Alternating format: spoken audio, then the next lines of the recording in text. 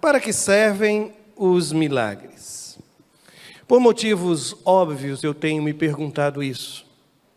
Para que serve um milagre? Acredito que a pior coisa que pode acontecer é você reduzir o propósito do milagre àquela circunstância que está sendo enfrentada. Quando Jesus fez o milagre diante do cego, foi para que ele pudesse ver, o coxo pudesse andar, a enfermidade fosse vencida. Isso é tão infantil. Eu acho que perdemos muito quando nós reduzimos o alcance, o propósito do milagre a uma circunstância, a uma situação de natureza específica. Há muito mais por trás de um milagre. O milagre é, sim, um sinal da parte de Deus para com o seu povo. E domingo passado nós ficamos bem próximos a um grande milagre. Monte Carmelo, Elias, Acabe, Obadias, os 450 profetas de Baal, os 400 profetas de Aserá, estavam todos convocados dia e hora para um milagre acontecer. E isso não... Situação assim, pode observar, ela não se repete. Deus não costuma estabelecer nem dia, nem hora, nem lugar e dizendo assim, olha, compareçam tal dia, aquele lugar onde irei realizar um prodígio e sinal. Deus, ele não estava convocando aquela gente para um grande espetáculo sobrenatural.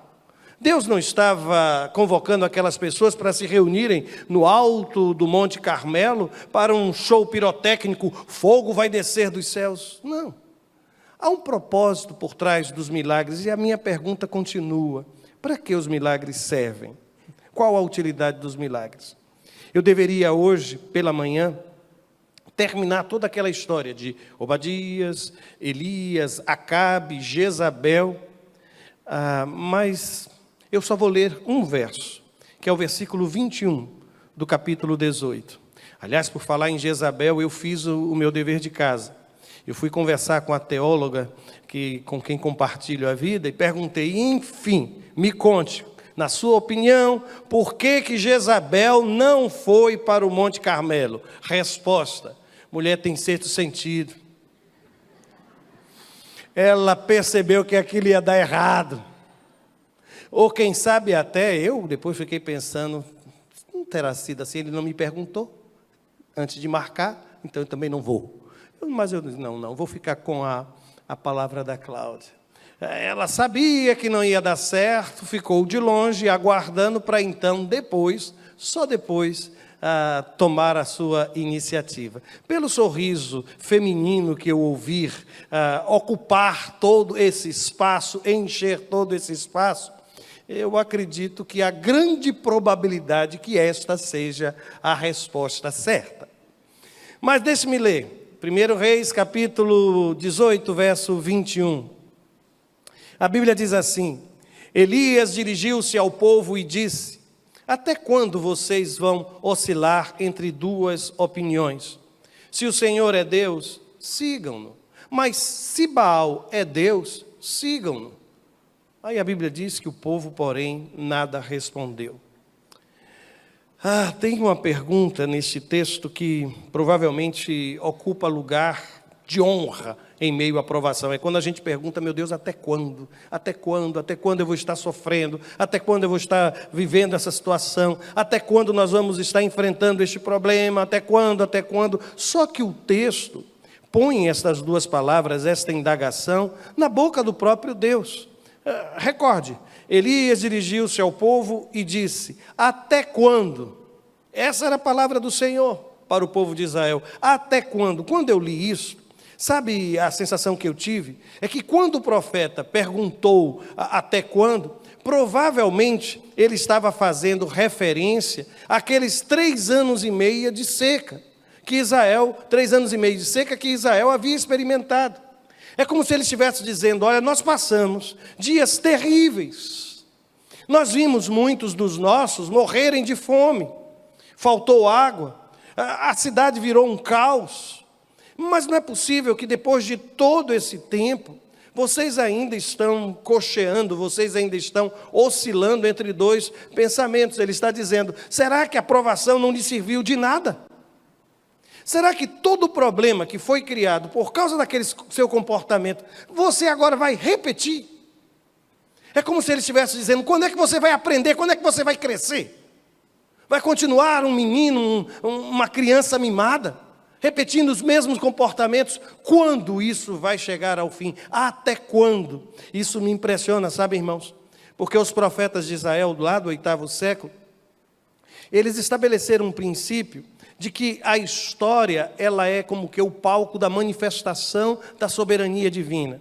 Que as coisas, elas não acontecem aleatoriamente, que não existe um destino guiando o mundo, que não existe aquela falsa ideia de um eterno retorno. Eles falam de um Deus que age na história, e mesmo nas coisas mais complicadas, eles conseguem enxergar alguma ação da parte de Deus. Eu vou dar um exemplo.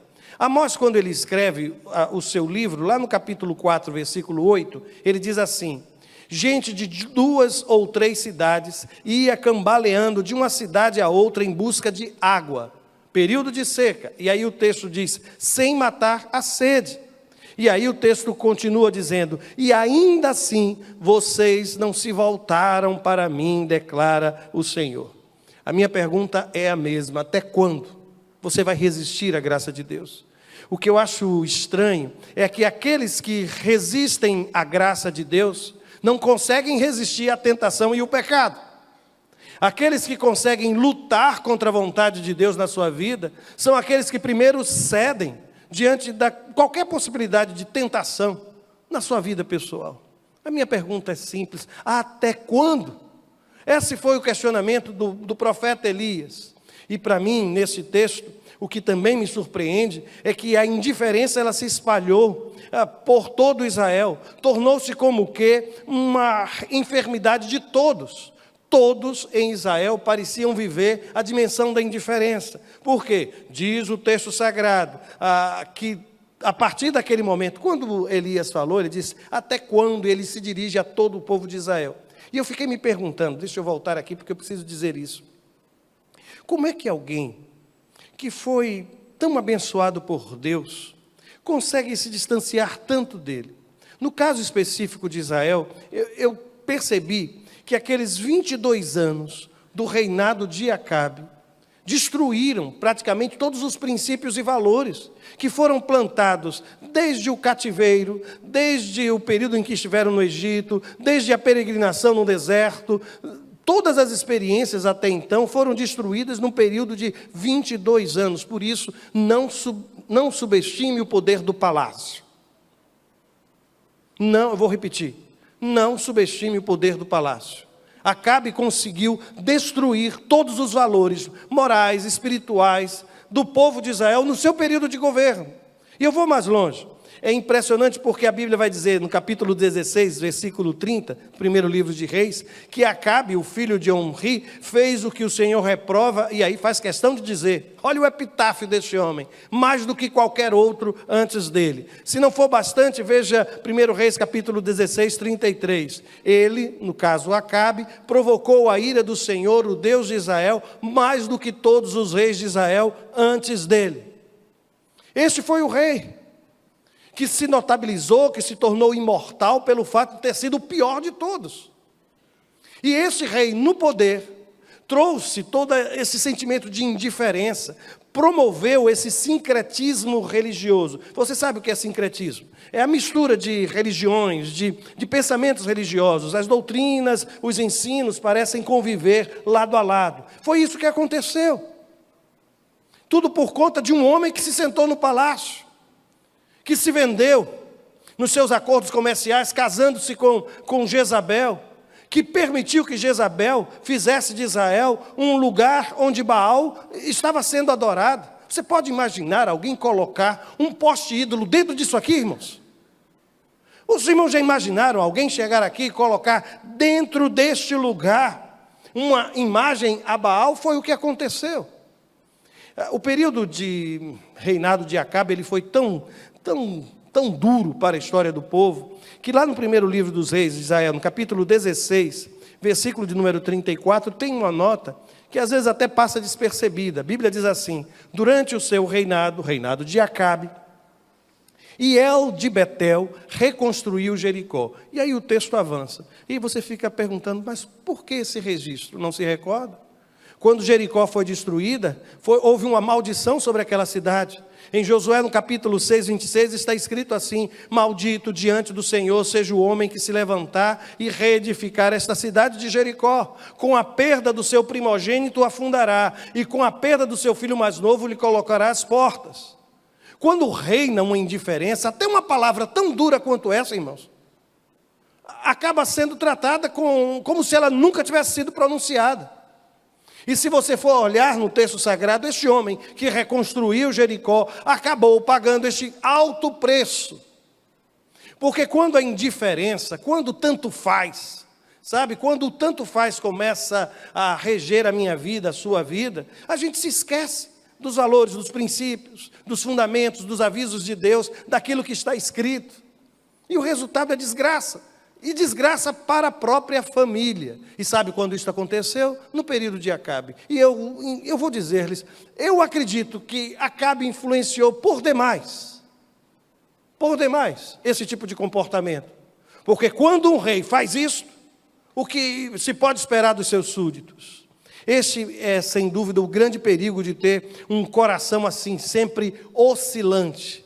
Lá no texto que nós lemos, de 1 Reis, capítulo 18, 21, estava escrito: Elias, pode avançar? Dirigiu-se ao povo e disse: até quando vocês vão oscilar entre duas opiniões? Sabe aquela coisa, como se fosse um pêndulo? Você já conviveu com alguém que parece um pêndulo de um antigo relógio?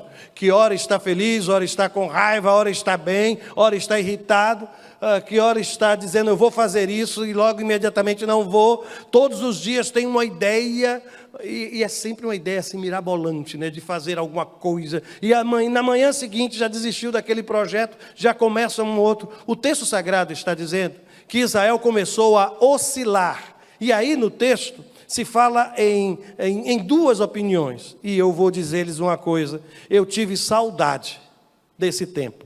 Pastor, o que o senhor quer dizer com isso? Eu vou dizer, eu tive saudade desse tempo em que a oscilação era apenas entre duas opiniões. Entre duas opiniões.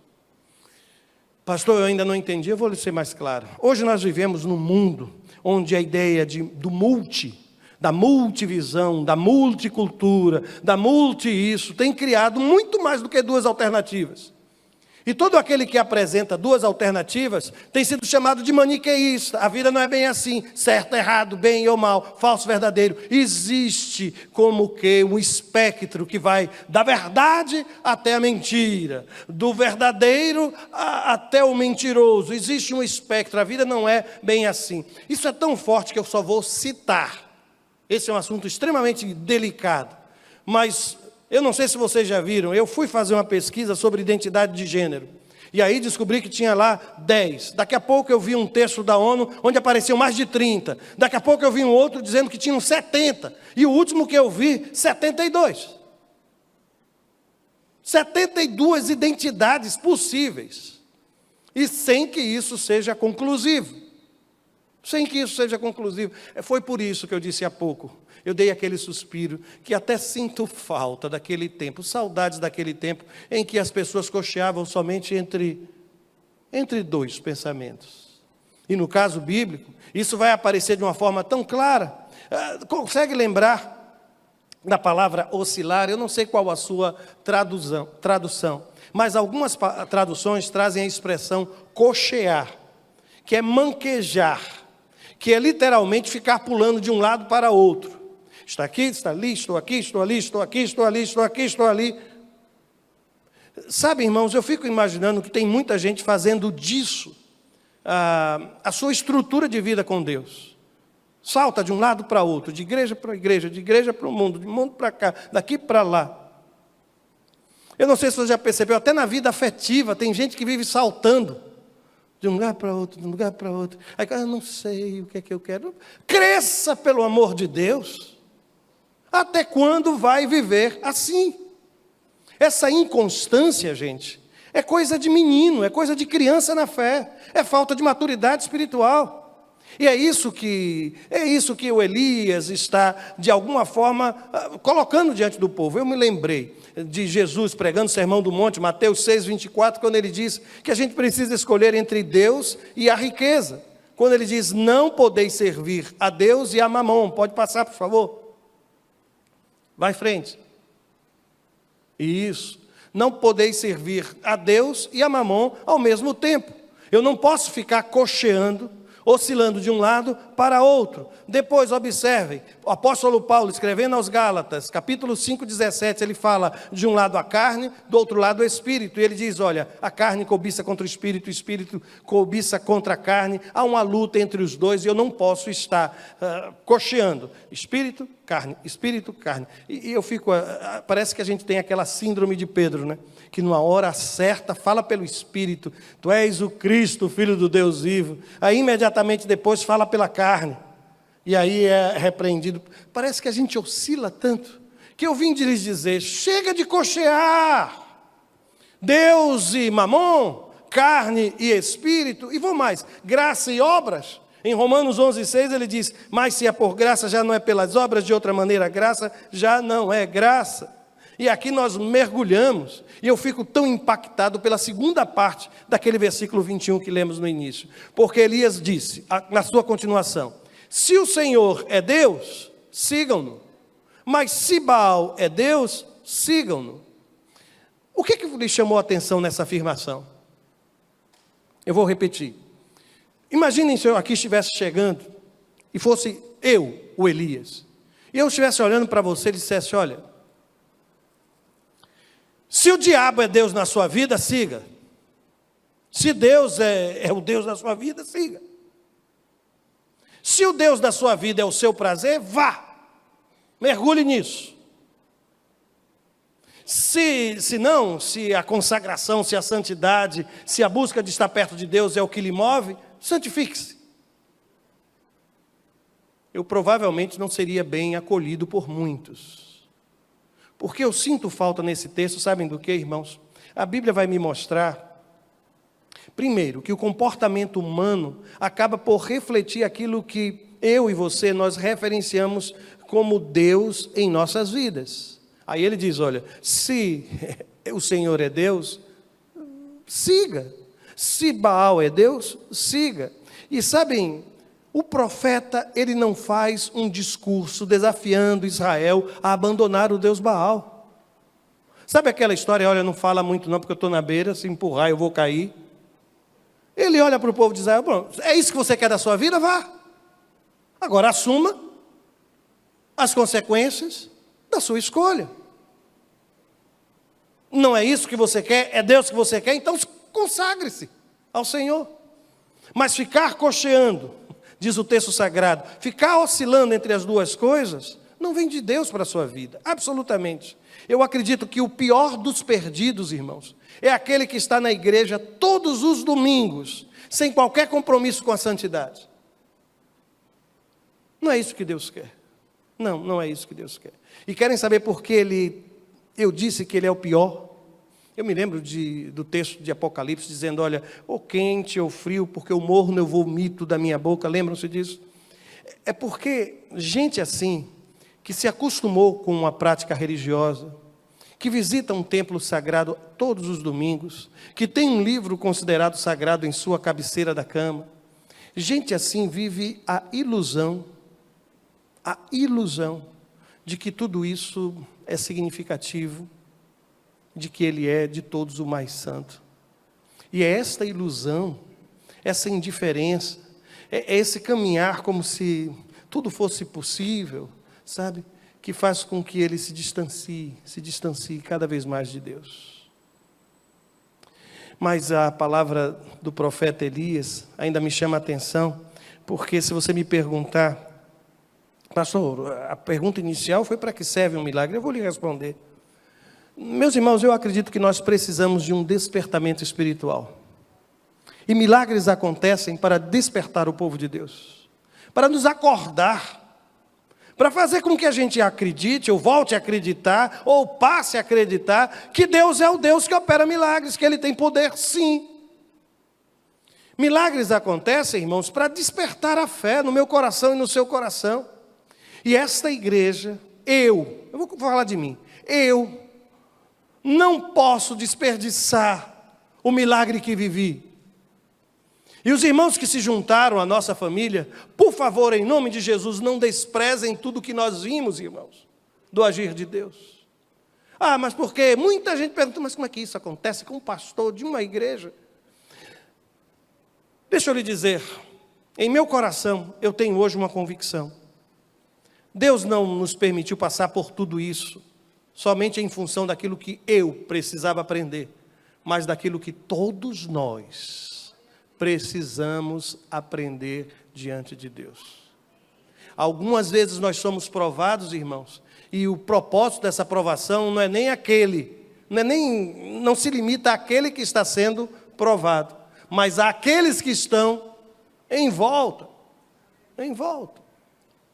Recentemente eu vi alguém fazendo uma observação, um comentário, e eu estou dizendo isso muito carinhosamente, viu? Não, de forma alguma, que houve um dia que eu cheguei neste lugar, e eu fui ver o sermão que eu tinha pregado, e eu realmente disse que aqueles que tinham contratado as carpideiras iam perder dinheiro.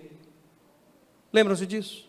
E aquele foi um dos momentos mais difíceis. Mas eu disse aqui, aqueles que estão contratando carpideiras para chorar no funeral vão perder dinheiro. Vão perder dinheiro.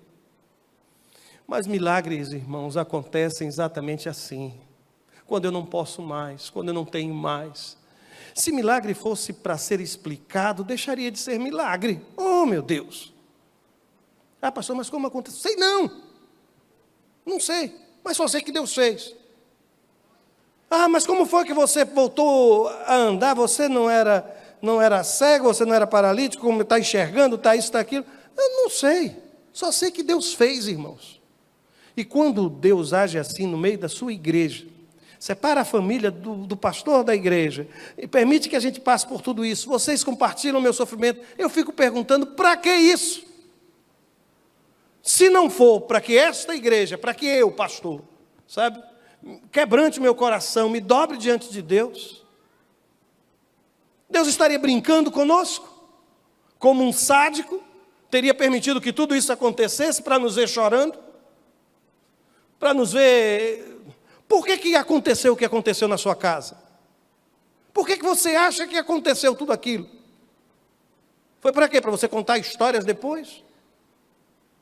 Se não houver mudança de comportamento, se não houver mudança naquilo que eu sou, eu estou desperdiçando o milagre de Deus na minha vida, irmãos. O milagre é muito mais do que a cura. O milagre é muito mais do que uma porta que se abre. O milagre é muito mais do que a aprovação de um concurso. O milagre é muito mais do que a resolução de um problema de relacionamento. O milagre é Deus falando, irmãos, ao seu povo e nos convidando ao quebrantamento. Nós precisamos de um despertamento espiritual. E aqui eu vou voltar ao versículo 21, porque lá está escrito assim: se o Senhor é Deus, sigam-no, mas se Baal é Deus, sigam-no. Parece que Deus, se eu juntar com aquela expressão até quando, ele está dizendo, olha, chega. Se você não quer fazer parte de uma comunidade de fé, quer, é sua escolha, alguém está lhe obrigando a isso. Então ele está dizendo, olha, viva isso de forma intensa, completa. E aí o texto vai dizer, diante de uma palavra tão dura, o que é que o povo respondeu, irmãos? Nada. Você já se relacionou com alguém que a pessoa sofria de mutismo nas horas mais delicadas do relacionamento? Você confrontava, você falava, você mostrava, e a pessoa lá muda, sem dizer uma palavra. Você já se irritou com isso? Você não vai me dizer nada, vai ficar assim me olhando com essa cara? Eu já lhe disse, você já fez, e olha que não é a primeira vez, e a pessoa olhando para você como uma coruja, atenta, mas sem coragem de lhe dar uma resposta que se quer. Deus está dizendo a mesma coisa para mim e para você hoje. O que você vai responder? o que você vai responder? A Bíblia diz que mesmo diante daquilo, por que o povo não respondeu? Porque, sabe aquela coisa de achar que é tudo bem?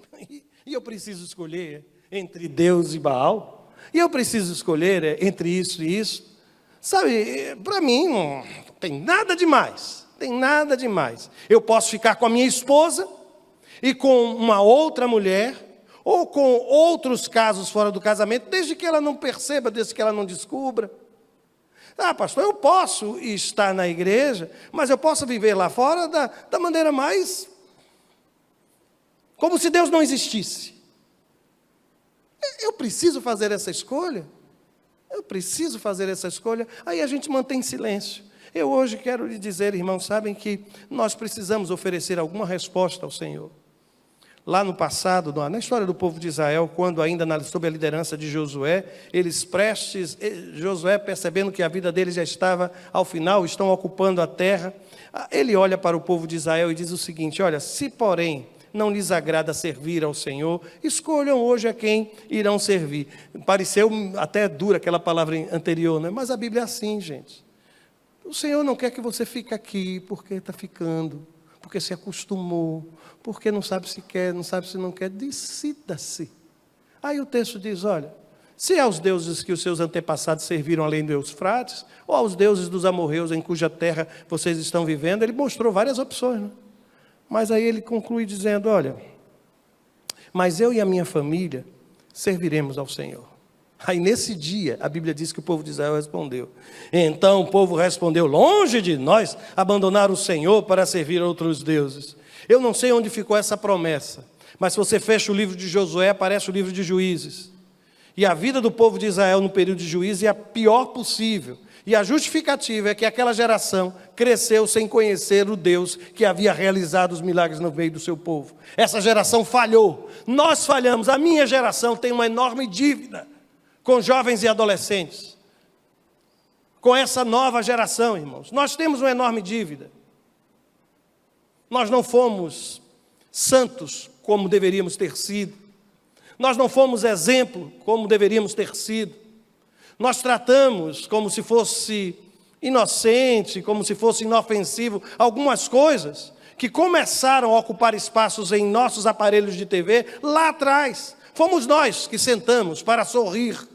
Fomos nós que sentamos para não fazer aquilo que Deus quer. Fomos nós que acabamos com o culto nos lares. Fomos nós, irmãos. Fomos nós que paramos de contar histórias bíblicas para as nossas crianças. E começamos a dar eletrônicos e colocá-los para assistir desenhos animados. Fomos nós, irmãos, que não levamos mais os nossos filhos para a igreja. Por quê? Porque estamos cansados, a igreja não tem essa estrutura, não tem onde botar, não sei. Fomos nós que desistimos. Fomos nós. Porque a geração dos meus pais era aquela geração que vinha para a igreja com... Eu me lembro de um senhor na Igreja Batista do Cordeiro chamado Abisaí. Eu não sei quantos filhos ele tinha. Eu acho que uns 7, 8, 9, alguma coisa assim. 14, pronto. Eu sabia que eu não sabia. 14. E o curioso é que ele morava bem longe da igreja. Mas todas as vezes que eu chegava no domingo, qual era a primeira criatura que eu via com os 14? Prontinhos, banhados, como se diz lá, banhados, cheirosos, cabelo sem carro, eram eles. Fomos nós que desistimos de enfrentar os nossos filhos, quando eles começaram a dizer e a nos provocar, e nós recuamos. Fomos nós que começamos a levar os nossos filhos para bares, festas, de 15 anos, baladas, e ainda íamos buscá-los. Fomos nós que colocamos bebidas dentro de nossas casas. Fomos nós. Não foram outros, irmãos. Fomos nós que fizemos isso. Fomos nós. Que o Senhor tenha misericórdia do seu povo, irmãos. É por isso que, antes que o milagre aconteça na minha vida e na sua vida, eu, você, nós precisamos restaurar o altar de Deus. Nós precisamos, irmãos. Se o altar não for restaurado, de nada vai acontecer. Pastor, mas por que o irmão está usando essa imagem? Se você observar lá no texto, eu esqueci só de colocar aqui a referência. Deixa eu ver se tem logo abaixo. Versos 30 a 32 do capítulo 18. Mas deixa eu lhe dizer, o altar de Deus, ele é reconstruído quando nós nos reconciliamos um com o outro. Sabe, irmãos, a reconciliação, a paz, a comunhão, o amor, ele precisa florescer. Quando Elias está se preparando, avance um slide, por favor. A Bíblia vai dizer assim, que Elias, primeira coisa que ele fez, ele reparou o altar do Senhor que estava em ruínas.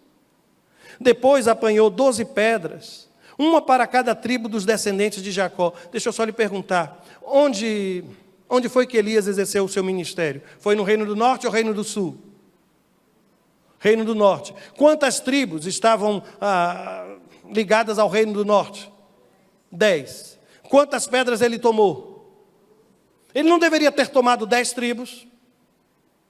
Mas ele disse não se pode quebrar a unidade do povo de Deus, irmãos. O altar onde, marido e mulher continuam como sócios da educação de um filho, mas que não existe mais unidade entre eles, é altar quebrado, irmãos, que não foi restaurado. O altar, ele precisa juntar as peças. E aí o texto sagrado vai dizer, um para cada tribo dos descendentes de Jacó, a quem a palavra do Senhor tinha sido dirigida, e disse, seu nome será Israel. E com as pedras ele construiu um altar em honra do nome do Senhor. E aqui, lembra-se que eu disse assim, eu fiz o meia-culpa, não fiz? Se esqueceu de alguma coisa, pode depois, quando chegar em casa, ouvir palavra por palavra. Tem problema. Mas eu quero lhe dizer, eu preciso parar de colocar toda a culpa em Acabe e Jezabel. O problema é Acabe, pastor. Aquele homem tem destruído a minha vida. Eu me tornei assim por causa de Acabe. Pastor, eu não consigo, meu marido não me apoia na igreja. Pastor, a minha mulher não me apoia na igreja. Pastor, são os meus pais, eu sozinho. Pastor, são os meus filhos, eles estão numa idade assim. E a gente vai culpando tudo, irmãos, vai culpando. Presta atenção, no capítulo 19, Elias está conversando com Deus, e no versículo 10 ele diz o seguinte, os israelitas rejeitaram a tua aliança. Quem é o sujeito então do quebraram os teus altares? É Acabe e Jezabel? Está dizendo que foram os israelitas, irmãos? Fui eu que quebrei o altar. Fui eu que quebrei o altar da minha casa, pastor. Fui eu que quebrei o altar da minha vida. Fui eu que quebrei a aliança que eu tinha com Deus. Fui eu, e eu não posso agora culpar ninguém por isso. O que eu posso fazer é juntar as pedras, irmãos. É juntar os cacos. É refazer o altar. E eu vou lhe dizer assim, Deus, ele se manifesta em altares restaurados. Aí o texto sagrado diz que uma pedra para cada tribo, se junta aquilo ali, e é coisa tão simples. E, meus irmãos, o irmão está percebendo o que é que ele está dizendo que é um altar? Um monte de pedra junta. Não é preciso muita coisa, pastor, mas não sei nem por onde começar. Comece, pelo amor de Deus. Não fica procurando discurso, fazer isso, fazer aquilo. Quando a gente fica enfeitando muito, sabe o que é que a gente faz? Nada. Absolutamente nada. A gente precisa começar. Pega umas pedras, não é para tirar nele não, mas junta essas pedras. 12 pedras, e diz, vamos recomeçar a vida. E por onde é que eu começo? Restaurando o altar de Deus no meu coração, na minha família, na minha vida, no meu trabalho. Restauração, irmãos. E eu volto a lhes dizer, Deus não nos permitiu passar por tudo isso, para não termos da parte dele um novo mover no meio desta igreja, irmãos. Por favor, não permitam que tudo... Muita gente tem falado conosco, que chorou o nosso choro, que verteu a nossa lágrima, que sofreu conosco. Entenderam por onde foi que Deus começou essa obra? Foi na minha casa. Foi na minha casa. Foi com meu filho.